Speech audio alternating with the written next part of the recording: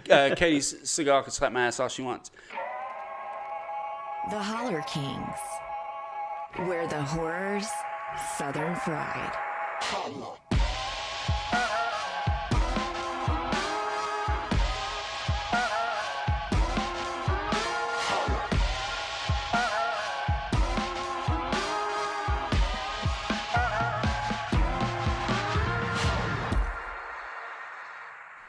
Hello, it's me, Craig. And it's me, Adam. We're doing it live. I didn't set this up or anything. I just pressed record and started. So Adam was totally unprepared. That's right. I was. Also, we're the Holler Kings. Holler at your boys, y'all. The motherfucking Holler Kings! Woo!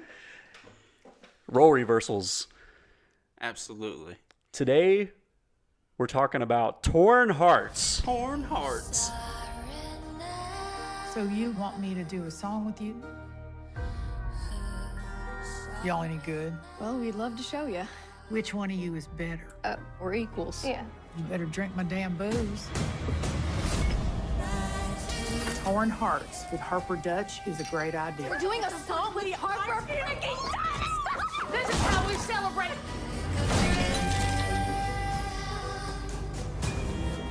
This is weird. Pretty sure Harper killed Hope. Oh my God. Harper is trying to turn us against each other. This is my house. I will tear it to shreds to get to you too. The girls just came by for some free advice on a whim. Nothing's free in Nashville, is it? It's true. This is a new release that came out this year, earlier in the year. It is available on Epix and anywhere you can rent movies to stream. So you can check it out quite easily. The star is Miss Katey Sagal. And do you know the director's name? Peggy Bundy, Brea Grant. Brea Grant, who made some waves with her previous film, right? It was like 12-Hour Shift. Yes. Have you seen that one? I have not. Yeah, No. I haven't either. No, I watched the haven't seen trailer it. after I watched this film and was intrigued. So it's kind of an up-and-comer director. And she's been around in the horror genre for a little bit, but she just mainly started directing here. But she did make a movie called, I think it's called Best Friends Forever.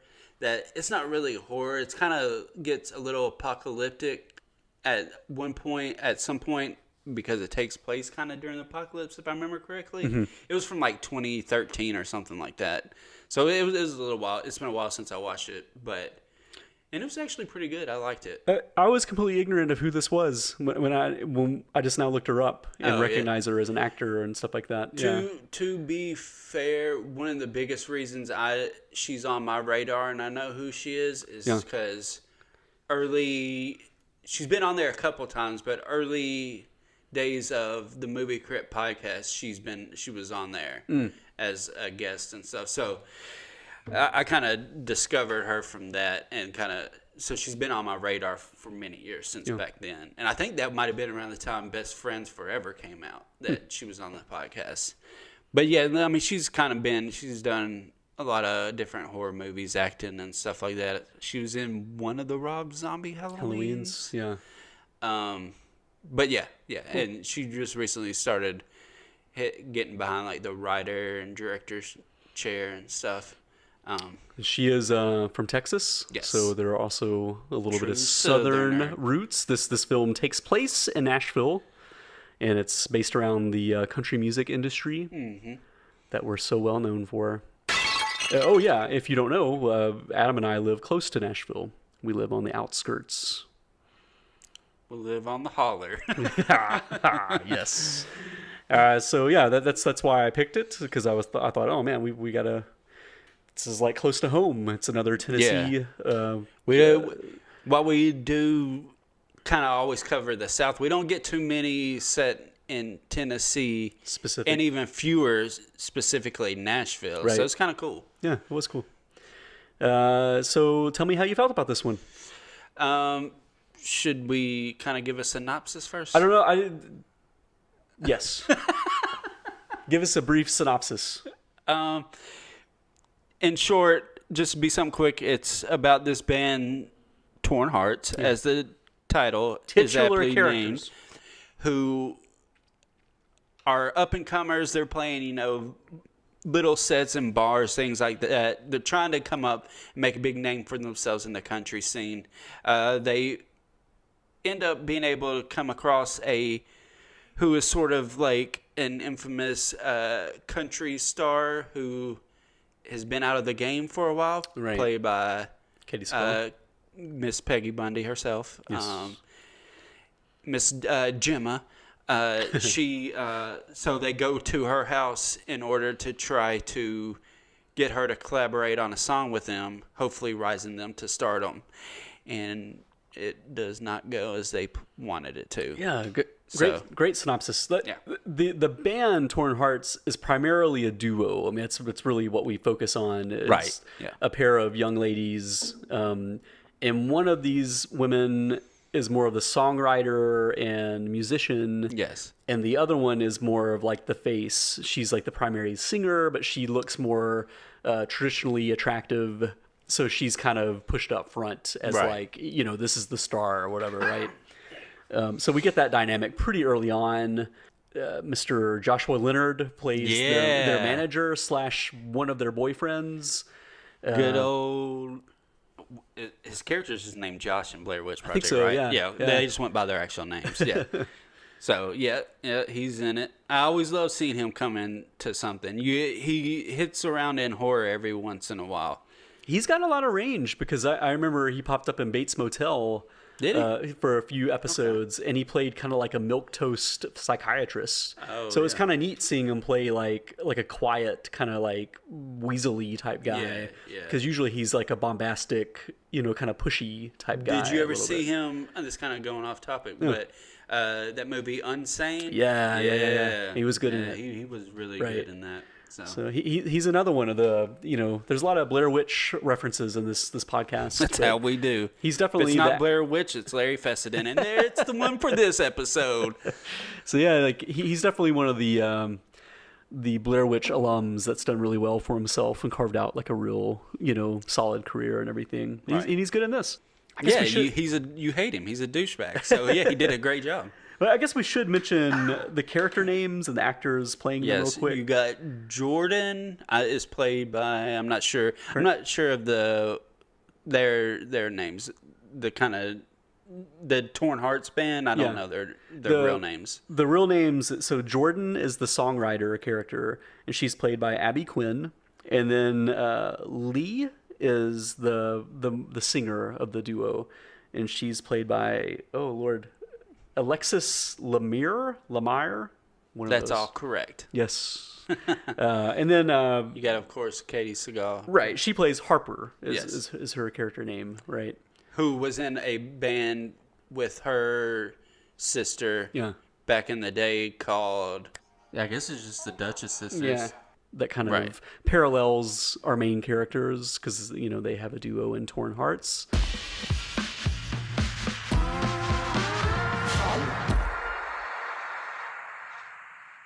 Yeah, how'd you feel about this one? I liked it. I really actually like. It's so. I think I'm just getting old, but these stories that have. It's kind of starting to get into the weeds of it. Let's just say we'll get into that here in a minute. I enjoyed it overall. How'd you feel about it? Same. I thought, for a modest budget. Thriller that was kind of set in one location for the most part. I think they did a great job. It had a really small cast, and considering it's really only 5 people in the entire movie, and only 3 of them are really prominent all through it, I think they did a great job. I mean, Katey Sagal definitely carries this thing. I think if it had been cast with someone else, it would have been a much rougher movie, and potentially not as good by any stretch. But still, I mean, I had a lot of fun with it. And again, we're talking about the whole, like, we're going back to different eras of, like, the psycho biddy hagsploitation type stuff. It has kind of that feel of, whatever happened to Baby Jane. Yeah, I was going to say something like that. Yeah. Something in that vein, for sure. If you're into that sort of thing, this is definitely up your alley. They modernized that genre a little bit. and played around with some, tropes of the music industry and maybe like women's, the whole like sisterhood, Right. idea, right? You're always like helping each other, and it's like, are you? It kind of plays around with that some. So, yeah, I definitely enjoyed it. Yeah. Trying to think of where I wanted to go You had a with criticism, that. it sounded like. No, it's not. It's not at all. Okay, yeah, we can go ahead and we can start getting to the weeds of it. No, it's not a criticism at all. Really, it's more of me personally. Mm-hmm. I just feel like because you get to this point. Okay, so as the story starts going, they go to the house, and immediately something is off with Katey Sagal's character. Yeah. It's Harper. Can I just call her Gemma? Harper. Yeah. Immediately something's kind of off with her. There's this whole motif of like her constantly tapping glasses. Yeah. And I'm not sure exactly what that's supposed to be about. If it's just if it's just a character tick that is just kind of put out there on display, or if there's supposed to be something else behind it. But she's kind of a little off from the very beginning. And it just gets into this whole story of how desperate are you for fame and fortune, and what will you do and what will you put up with to get there. We do have some elements of some of the characters being not the best people and not the best characters to root for, and it's almost a little nihilistic in that frame. And I think just in my older age, it's harder to watch those stories than they used to be. Like back in my 20s, I was like, yeah, everything's fucking terrible. Hate everything. Yeah, be as nihilistic as possible. But now I'm just like, oh man, I don't know. It's just harder to watch it now for me. I don't know why. Well, because I want to like both of these girls, and as soon as you get into the elements of can they be horrible people to achieve what they want, and I'm just like, don't be horrible to each other. just don't. Well, I feel like there's some really delicate like alchemy in this script in the direction, because they kind of have to give you enough of these two people, like the main characters, the song, the duo Torn Hearts. You have to give them enough. You have to like them enough to worry about what's going to happen to them when they're in peril, but yet they have to be unlikable enough that you get a kick out of Katey Sagal fucking with them. Yeah. So I think that's kind of the alchemy going on, where they're not completely the traditional protagonists that you root for. For sure. But they're likable enough to where you don't want to see them just straight up murdered, right? You want to see them, survive this encounter or whatever. Well, it's funny enough because that part is there, and that part doesn't bother me as much on a psychological level. Yeah. It's just the friends, what they'll do to each other, that bothers me. If that makes any sense. But I can see that. I do think that's what they're playing with, though. Yeah, for sure. There's this idea in more glamorous circles, like I don't think this really happens in real life jobs. Maybe it does. I have no. You know what? I take that back, because I have no grounding in that. But like, I feel like when you hear about people that work in movies and music and stuff, that like, it's like they're all helping each other out if they're women.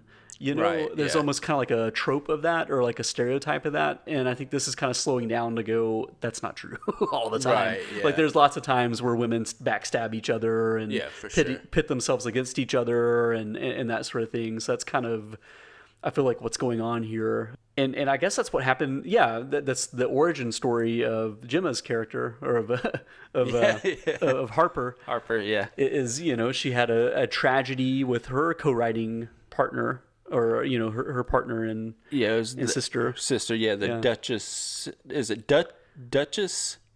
Sorry, I think so. Just Dutch. Maybe they are called the. Well, the duo. The duo. We'll just go with that.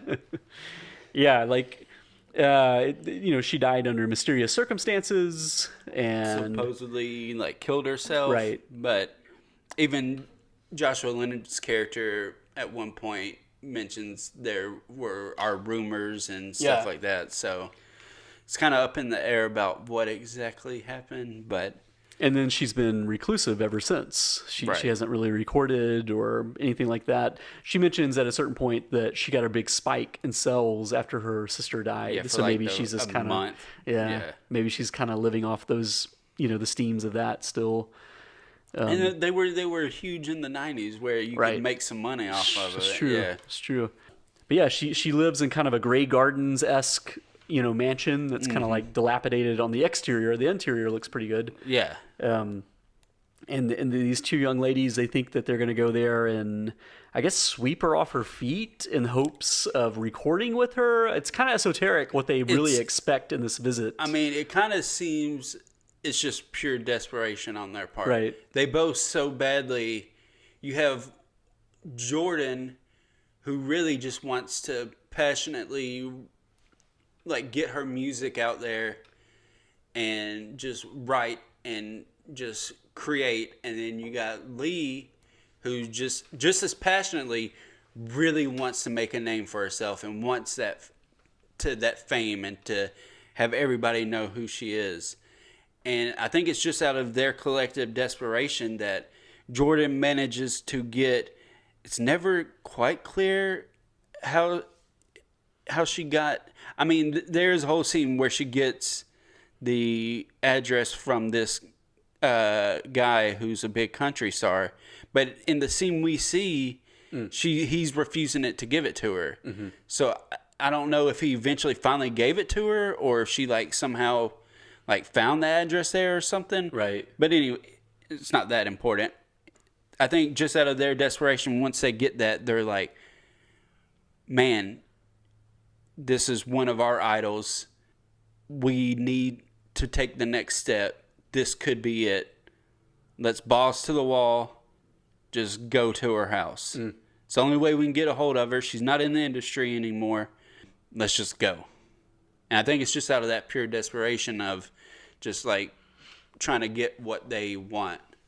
Well, and Lee is like a huge fan of Harper. So, I mean, she's like diehard and knows all these facts. I mean, it's like trivia style facts about like the favorite type of, pie that she likes. And even though that was not hers, that was apparently Hope's. Was it Hope?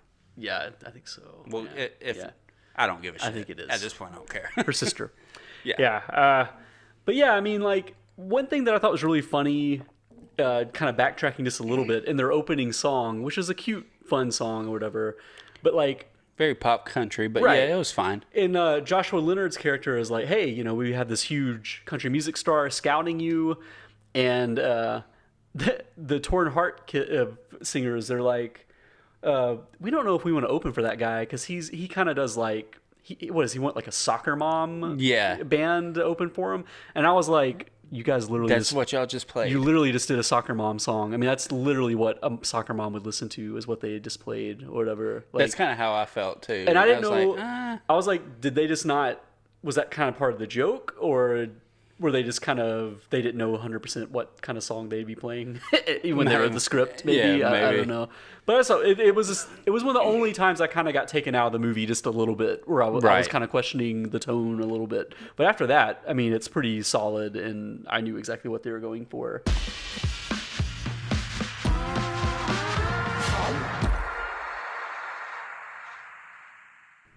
I mean, what point do you think you would have left? Like, what's like the official? Because I think, is it Jordan? Is that her name? The songwriter. Yeah. She seems put off as soon as Katey Sagal's character slaps her ass. Yeah, she's already like, what? Yeah, like, this is weird. She's acting weird. I don't know if I want to do that. Like, she's already kind of putting the brakes on it.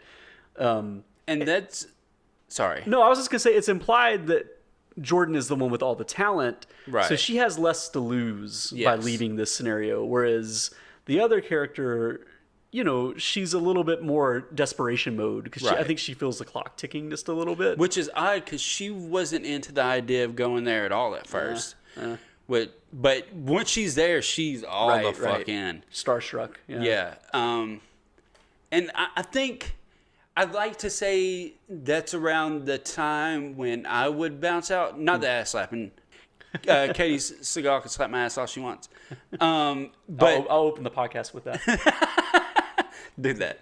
I would say, I think the point where she destroys her guitar that she had on her infamous 93 tour that was on display, the moment she destroyed that, I was kind of like, I'd like to think that I'd be like, oh, it's time to get the fuck out of here. Something's going on. Thanks here. for your time. But we actually good. have to be. We're supposed to be at the studio today, and it's time to go. Thank you. Yeah. It was great to meet you.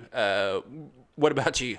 I mean, I totally agree. I mean, there were just several moments where I was like, I had to kind of suspend disbelief a little bit and accept that these characters are staying for the long haul. And it was like I was saying, it's that this is really a sort of a kind of a study of how desperate are you for fame and fortune? What are you willing to ignore for that? You know? Well, that's what I mean.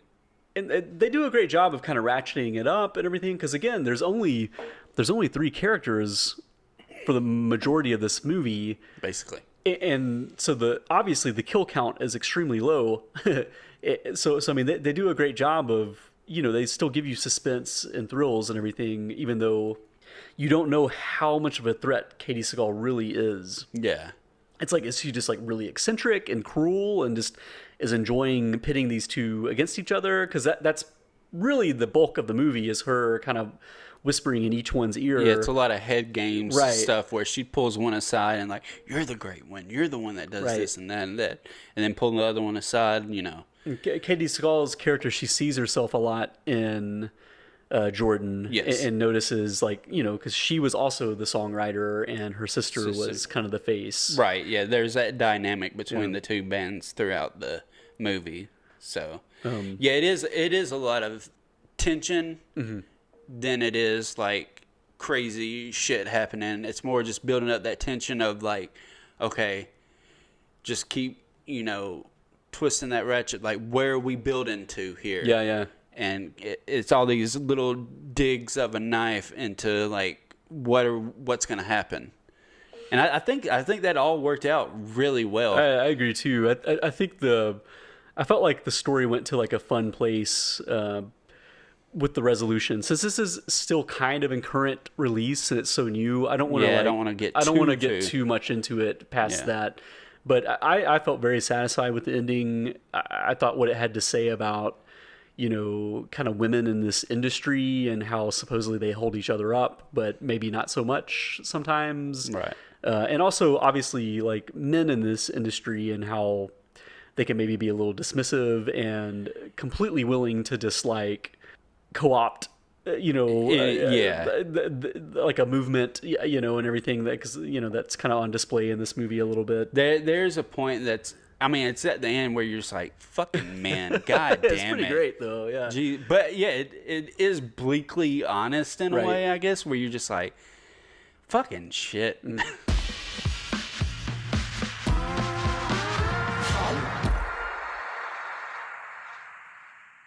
You want to speak a little bit about the Nashville of it? Like, how did it feel on those terms to you? That's one of the only things that kind of bothered me was the accents. Yeah, like a good trooper, I looked up everybody, and no one is from the South in the main cast. Yeah, I mean, they're all think like, it might just be Brea Grant.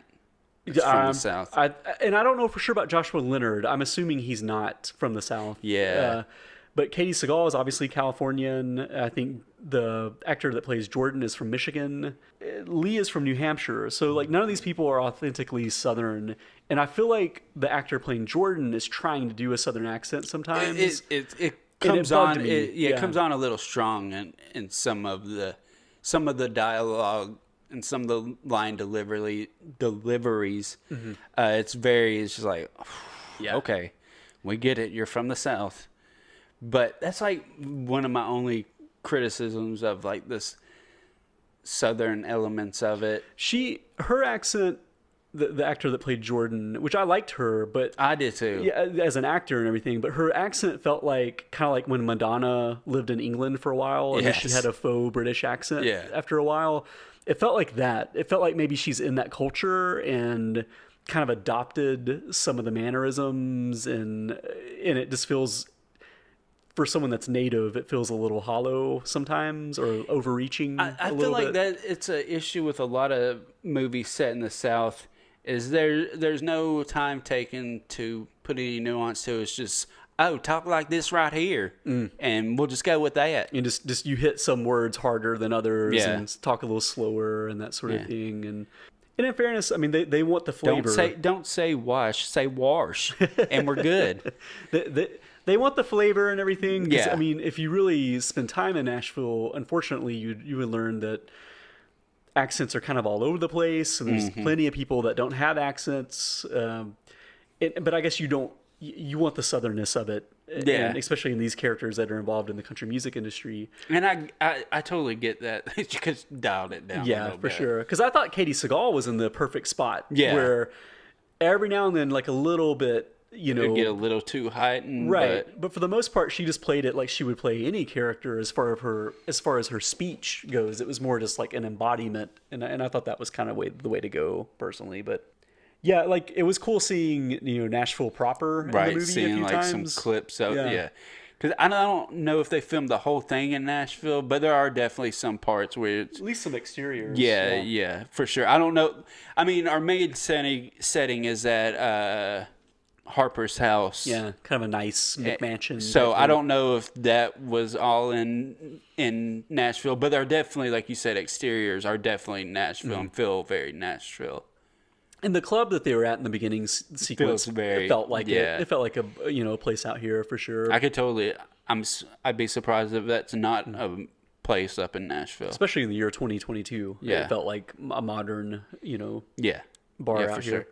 So yeah, it felt pretty authentic. Just some fumbling with the accents here and there. Yeah, The songs I thought sounded pretty cool. I mean, they sounded very pop, modern country. yeah, it's definitely that pop country, but Yeah. it was all done well. Yeah, they weren't trying to be like authentic. It wasn't supposed to be like, this is a revelation. Yeah, These are like, yeah. this is like the next Emmylou Harris or something. It wasn't that. It was supposed to be, these are like the people that are doing the shake your hips for me, girl, like those type songs and stuff Right. like that. So, but yeah, so it passes the test as far as being a Southern movie and being a nice, sufficient thriller. I am going to go ahead and say I recommend this, and I think people should check it out if they're interested in Southern horror and everything. Again, it's kind of skews towards more of a thriller, and that kind of old school. The thing with Betty Davis and Whatever happened to Baby Jane? that completely slipped my mind. No, that's good. Whatever happened to Baby Jane is definitely a DNA of that sort of subgenre in this. And it's awesome seeing Katey Sagal like choose some scenery and I have always some fun. love seeing her and stuff. She's so fucking good, man. There's a point in the movie where she is wielding a pink shotgun, and I loved it. So I thought it was great. So some of the visuals are a lot of fun. This is competently shot, and every now and then it looks a little bit like TV movie-esque, but I mean, this is on a budget, Yeah, so you kind of have to kind of roll with it a little bit. But I'm gonna go ahead and grade it. I'm jumping ahead. Okay. Because I feel like if we talk about it too much, Yeah, we'll give away a movie that's still kind of know, out. Yeah, you know? I know we've gotten to some spoiler territory, some Yeah. fairly early movies, but this one feels like we should let y'all go into it as cold as we can. Yeah. Um, Do you have anything else you want to say about it before we grade it, though? I don't mean to cut you off. no, because it really, most of what we could say about it would be getting too spoilery. Right. Because a lot of it comes at the end. There's a lot of great tension building, as we mentioned earlier. And there's all these dynamics of like going in between the sort of comparisons of the Dutch sisters and Torn Hearts, and how they kind of are one and the same sort of in Katey Sagal's character's head. Anyways, so I really like you said, the stuff I want to mention that isn't too spoiler is like her running around with the shotgun, which was a blast. There was this one scene that it kind of made me think it was going to... We had this one scene, it's after the first night, Jordan wakes up, she's in different clothes, in a bed that she doesn't remember getting in. They had been up drinking, and there's a point she walks out of the room, and then from behind her, you see a figure, like, come into frame and, like, slam the door closed. Right. And then she tries to go get the door open, and can't. And then she walks down the hall and ends up at another door and looks in, and Katey Sagal is there, sitting there talking to somebody. And I was like, wait, was that Sagal in the room before? And how did that kind of, I don't know if you clocked that, but it just kind of confused me. Yeah, I can see that. Because at some point I was like, wait, is this going to be like supernatural or something? Or is this going to be something where like the sister is still alive, but like monstrous or crazy, something? right? Yeah. I don't know. I mean, I don't know what that was about. Yeah, I don't know if there's some like geography of the house that we just weren't privy to. That she was able to slam that and somehow get out and go into a different room or something. I don't know. That confused me, but there is also, I mean, speaking of geography of the house, there's one part towards the end of the film where there is a dead body in the home, and Katey Sagal is like leading the two Torn Heart members through the house, but like ushering them in ways where they wouldn't stumble across the body, which I thought was a really funny gag. Where it was just like, oh no, come this way, and they're like, what? Like, you know, like all like naive about it. At that point, when this starts to escalate, there is a certain point where I'm like, well, how are they being so naive about? Like, I feel like things have escalated to the point where they would be a little bit more skeptical and a little bit more like questioning what the hell is going on. Yeah. But again, I guess what you're saying, that they want fame at all costs. That's the only thing that I can clock with is it's just that. Yeah. And I'm like, how do y'all not see into her bullshit? Right. And like, I don't know. That was a frustrating part for me, but I'm not saying that in a bad thing. I think that's what its intent is. It's not a negative on the movie. You're supposed to feel that frustration, I feel like. And just like, God damn it, just get out of the fucking house. Well, it's what, on the other hand, too, it's like you think of Katey Sagal's character being a recluse for decades, and then just like all it takes is a couple of people stumbling across her house for her to be like, you know what?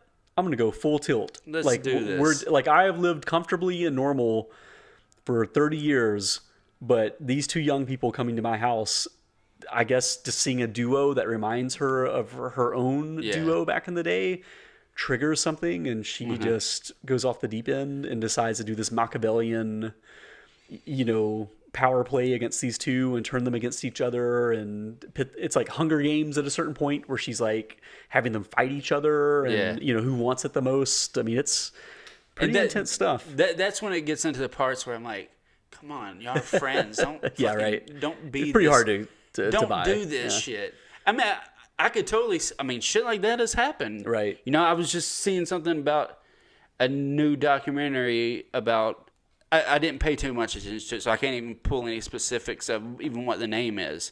But I just kind of got the headline that it's about this woman who was killed, who was on some TV show, and it was a co-star that like had her killed or something. Oh, wow. So it's like, I mean, this stuff is real. It can happen. It's out there, but it's believable that it can happen, but it's just like, I want to fucking like y'all. I don't want y'all. Right. Don't be like this to each other, guys. Play nice. I don't know. I feel like I got all that nihilistic shit out in my 20s. I'm like, give me something a little happy. Y'all are supposed to be a force against her, and she's supposed to be a force against you. Y'all aren't supposed to be a force against each other. And that part is harder for me to accept. But I see why they were doing it. I see what it was about. It's just, I'm fragile. Let's go ahead and stick the landing with it. I do recommend this. I think it's totally worth checking out. I give it a solid B. How about you? I am going to say absolutely I recommend this movie. I had a great time with it. It was good. It was tense. It was uncomfortable at times. And I think that's some of the best things you can ask for in a horror movie. Sure. I thought everybody was great in it. And which really is paramount in a movie that's basically 3 people in a house the whole time. Yeah. And Katey Sagal is on point as always. She's so fucking great. Man, I really did. I really liked it. And I was, it was Torn Hearts, country music. I was like, when I first heard about it, a few weeks back or something, I was like, that could be all right. I didn't know really what to think about it. The only thing, I was like, Brea Grant, that's cool. And Katey Sagal, fuck yeah, I'll give it a shot. But I didn't know what to expect out of it. But I ended up really, really liking it. Well, I vaguely remember seeing the trailer and thinking it looked a little bit Lifetime movie-ish. I could see at it. moments. I was kind of surprised. Just like you said, it kind of gets into those like TV-looking elements at times. Yeah, I could definitely see that. But if someone's on the fence about this, I would definitely watch it. Even if you don't want to rent it, you can subscribe to the Epix channel. Oh, right. And watch it. And if you don't like it or they don't have anything else you like, you can always cancel. I think there's like a 7-day free trial or something. But no, I really liked it. And I'm psyched that Brea Grant kind of knocked it out of the park with this. I want to go back and watch. I've had 12-hour shift in my queue for a while now. I really want to go back and watch it and check it out now. Same here. I mean, I watched this with my wife, and she blatantly said, "Oh, this is like someone to follow from now on," because that was like really fun. And we watched the trailer to 12-hour shift and thought it looked like a fun one too. So, did you ever watch Lucky? It was on Shudder. Refresh me. What is that? It's I don't think so. Okay, I don't think so. Brea Grant stars in it, and she wrote it. I forget who the director is. It's someone else. She didn't direct it as well. And it's about, in short, it's about this woman who keeps getting attacked by this masked man every night, basically. I don't know, but especially if Kia liked this one and stuff and wanted to follow Brea Grant more, I definitely, and it's on Shudder, so it's called Lucky. Be one to check out. Torn Hearts I loved a whole lot more. Cool. I thought it was great. So I don't know where we're supposed to go next. What was I saying? Oh, I gotta rate it. Yes. Okay. So yeah, definitely check out Torn Hearts, and I would, I think, would you give it? I give it a B. I think I'm gonna give it a B too. Yeah. Definitely above average and worth your time. Yeah. So, yeah. For sure. Solid effort. And definitely looking forward to more from the director. I think it's a first-time writer, by the way. It's Rachel Collar-Croft.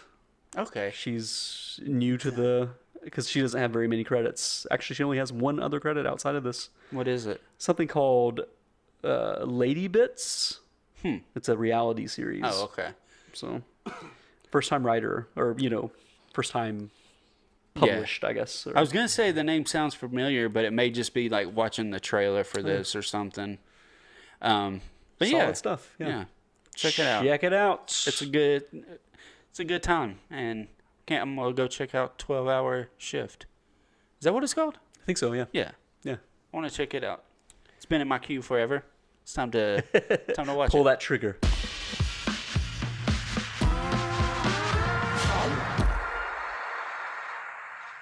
Here on the Holler Kings, we like to end every episode with a segment called Holler at Your Boys. Oh, holler back, y'all. Wait, no, that's last. Oh.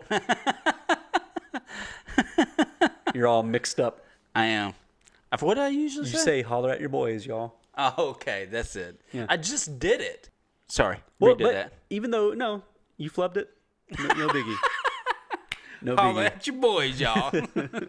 But you, once again, have brought something to the table. I mean, Yeah, I thought an interesting topic to discuss would be any redemption movies that you may have.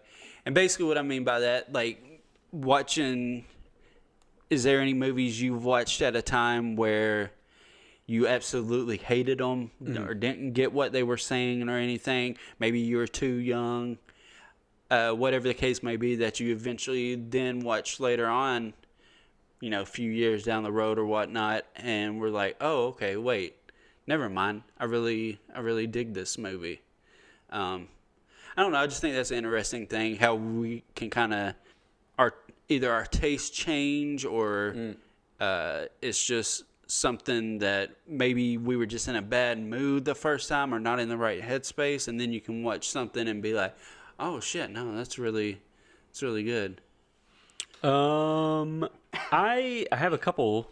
My main one would be, it's not horror, but the assassination of Jesse James by the coward Robert Ford.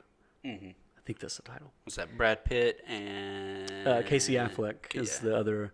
And that was one of those movies where I saw it very early on Blu-ray when it was released, and just thought it was really pretentious, and was like, I don't understand why people liked this movie. It has like, it's very overwrought at times, and has like narration that seemed a little melodramatic to me, and almost like parody when I saw it the first time. And then like years later, I saw like a scene out of context on YouTube, and I was like, this like really resonated with me for some reason. Like, I'm going to go back and watch this movie. And now it's like probably one of my top 5 movies. Really? I love that movie now. And it's just kind of weird to think back on that. I mean, I think I like literally told people I thought it was just like, too like smelling its own farts and, you know, pretentious or whatever. Right. And I don't know, for whatever reason, it worked for me like a second watch. And now it's one of my favorites. It's pretty long because I feel like I've tried to show it to people, and it's almost like a movie you have to discover on your own. You know what I mean? Like, and watch alone. Like, I don't think it's like a group watch type of thing, but yeah, that's definitely one. The other would be Alien vs. Predator. When I first saw that movie, I'm listening. When I first saw that movie, I thought, now I wouldn't say I love it. Yeah. But when I first saw that movie, I thought it was like easily one of the worst fucking movies I'd ever seen in my life. I mean, I just thought it was so terrible. I hated the idea of aliens getting drafted into the Predator universe. Like, I thought that was just like a fun little Easter egg in Predator Part 2 that they have like an alien-like, you know, thing in their trophy room. Skeleton. Yeah. Which makes no sense because Skull. Yeah. An alien, they have like insect physiology, so it's an exoskeleton. Right. They wouldn't have a skeleton to have a trophy of. But anyway, like, it bugged me, and I didn't really like that idea. And it's just I know intellectually it's a bad movie, but I watched it recently, and I think I'd seen a quote from James Cameron where he was like, yeah, I think it's like my 3rd favorite Alien movie. Like, he was just talking about how he actually kind of enjoyed it. Really? And like, I kind of watched it with that in mind and kind of thought, you know what, like, this is like just a fun, dumb movie. Like I don't know that they were setting out to do much more than just have like silly fun with the premise of aliens and predators fighting and like regular people being caught in the middle of it. I think that's kind of funny too in retrospect. Like, it's not like mercenaries or even like super great scientists or whatever. It's just, they're almost like regular people caught in the middle of all this shenanigans. So soft version, that one, you know what I mean, where I just kind of appreciated it for the dumb fun that it was in retrospect. Maybe I need to go back and watch it and check it, because I remember when I watched it was around when it came out, and that was also around my 20s where I'm like, everything fucking sucks. Right. You know, so I took everything too seriously, and so movies like that, like watching like Underworld or something like that, I was like, this is fucking stupid. But watching that, I'm like, this is a lot of fun. You know, it's enjoyable. Sometimes you have to. It's like the thing about aging. We talked about this off mic. Is kind of realizing that nothing is really made for you anymore. That like a lot of stuff that you loved growing up is made for that age group. You know what I mean? So that's why sometimes I kind of accept, like with Scream. That's what we were ranting about before we recorded. Is that the modern Scream, this most recent one, wasn't made for me. It was made for 16-year-olds or maybe even younger. So yeah. How about you? I ranted too long there. No, not at all. I'd say one of the biggest ones that I hate to even admit is The Shining. Oh, you didn't like it at I first? fucking hated it. Really? Yes. Did you give me the context of how you saw it? This was at a time where I was 13, 14. This is around the time where all I saw in horror, what got me wanting to watch horror, was slashers. Sure. And I took it as it was just going to be a dude going crazy and trying to kill his family with an axe. Mm. And the fact that it's not just that there's so much more subtext to it, and there's more story to it, and this whole supernatural element to it. I went away after having seen it and was just like, the fuck was that bullshit? I just wanted, I wanted Jason. I wanted Ghostface. I wanted just a killer killing people. I can understand that from a 12-year-old perspective for sure. Yeah. So I absolutely hated it. But a couple years ago, I said I was on this kick of redemption movies, like watching movies that I didn't like as a kid or when I saw them, and most of them failed. Most of them still I didn't like, but Shining was one that I went back and watched and was just blown away by. I was so impressed with that movie and how good it is, and just the dynamics of Nicholson's performance. And people don't really talk about it, but Shelley Duvall's performance in it is so understated and so heartbreaking, and it's insane how good she is in that movie. Like that whole scene at the beginning. Again, it's one of those things. It's become a joke over time, but everybody just talks about the performance of the cigarette, which I get. It's funny, but it's about how huge the ash gets. Yeah. But her struggle in that scene with trying to be a good mom, but a good wife as well, and fear of her husband and fear of not being able to protect her son and all this stuff. Just she doesn't even really say anything. Just what she fucking delivers with her eyes and her face is just it's insane how good it is. And there's another scene of hers. It's a scene where she goes into him when he's at the typewriter.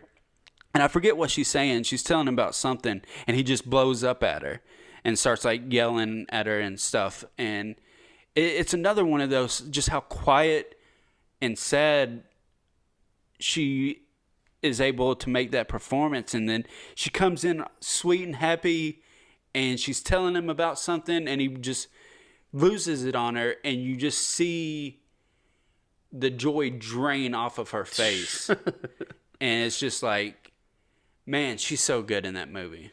But that movie overall is just incredible. I'd say that's probably the main one.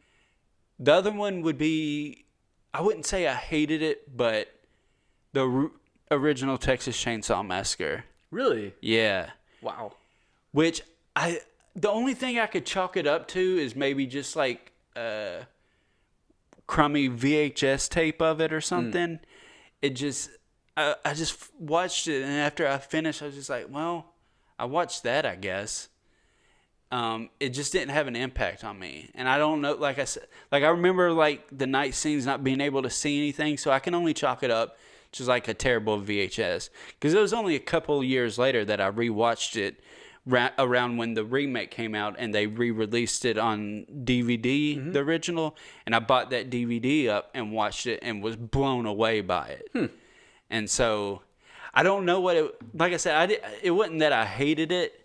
I was just kind of indifferent to it the first time I watched it. Do you think it may have been because, you know, the expectations of someone that loves slashers are for the, you know, money shots and gore effects? In the original Texas Chainsaw Massacre, it's almost all implied violence for the most part. You think that may have affected it a little bit? I totally. Yeah. That could absolutely be it.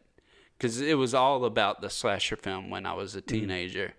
So I could totally see that it was just where I hadn't yet, because I know a lot of people call Texas Chainsaw Massacre a slasher movie, but it more just fits in the realm of exploitation horror movie to me. And I hadn't really discovered that realm yet in those movies. And so maybe because of the datedness and the fact that it's not bloody or anything like that, maybe it just didn't strike that chord with me. I don't know. But I mean, the second time I watched it, I was blown away by it. And I was like, this is like the greatest fucking movie I've ever seen. Yeah. I don't maybe I was just sleepy or something. I don't know what it was. I mean, anything can affect like an experience of watching a movie, though. I mean, just like having a bad day or you know, what you're going through in your life. So I mean, it can always. I mean, there's probably all kinds of examples we don't even consciously know. For sure. You know, movies that didn't work for us or movies that hit with us. And then later you think, oh, why did I love that movie so much? It's like, oh, maybe you were just going through something and that really resonated with you in the moment, you know? Yeah. Because I feel like there's examples of that too, where movies I just thought were totally amazing. And then you look back on them when you're older and more mature. You just think, For sure. I think Forrest Gump is a great example. When I saw that as a young person, I was like, this is a great movie. And then like I saw it as an adult and it was just like, this has some mixed messages, and I haven't went back and watched that one. I mean, it's still fun, but yeah. Are there any that you didn't like that you went back to give them a chance later and like, no, I still don't like that? Oh, I can't think of one off the top of my head. Yeah, there are some with you. Yeah. There's a. You were like, I got to reevaluate this, and you're like, nope, still sucks. Yeah, there's two. I hate to even do it because I love him so much, and he made so many movies that really laid a foundation for me and how much I love horror. But it's My Soul to Take and Cursed. So I'm sorry. I'm sorry to do that to Wes because he made so many other insanely impactful movies that still blow me away. I can still watch Nightmare on Elm Street and be like, God damn, like some of the stuff he did, the creativity that he has, just unreal. I can still watch Scream and be elated and excited to sit there and quote every single line. You listen here, you little bitch, you hang up on me again, I'll gut you like a fish, understand? Just like, I love it. But, man, I went back and tried to watch Cursed, and I went back and tried to watch My Soul to Take, and it's like somebody else made those movies. My Soul to Take, I remember being really disappointing. Yeah, that one is hard because it was. He made Red Eye though, which was solid. It was great, and that's like in that rough era. Yeah, I mean, it's like right after time. Cursed, right? Yeah. So I mean, and I know Cursed was Cursed. I know it had a lot of problems behind the scenes, and I'm really curious to see what the original Cursed looked like because they basically, I think they actually literally did reshoot that entire movie with like some other actors and everything. So I'd really be interested to see what that original version of Cursed looked like. Right. So I know Cursed. I don't really blame him because I know it had a lot of problems. Behind the scenes with it and trying to get it done. But My Soul to Take, man, it was rough. It was rough to sit through again. So, but I mean, he made other countless movies that impacted the genres. So like every decade, basically, he reinvented. Yeah. I mean, so much of what he did was so creative and inventive and spawned, I mean, so many rip-offs, so many direct sequels. I mean, it's just He's entitled to a few misses here and there. Yeah, you can have some. No one makes every single movie great. So, on that note, how about you guys? If you're watching this on YouTube, maybe you could comment. Tell us, what are some movies that you reevaluated? Yeah. What? Yes, do that. Sorry. Well, that's all we got for you this time. Thank you for joining us. Adam, thank you for participating. Thank you, sir. Until next time. Holler at your boys, y'all. Thank you, guys. Thank you.